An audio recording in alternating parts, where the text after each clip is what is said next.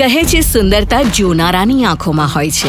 હું કહું છું એ ત્વચા છે, જે કોન્ફિડન્સથી ગ્લો કરે છે, જે ચમકે અંધારામાં પણ અને દિવસના અજવાળામાં પણ. તો બસ અમને સુંદર ન કહો. અમને તમારું વેલિડેશન નથી જોઈતું.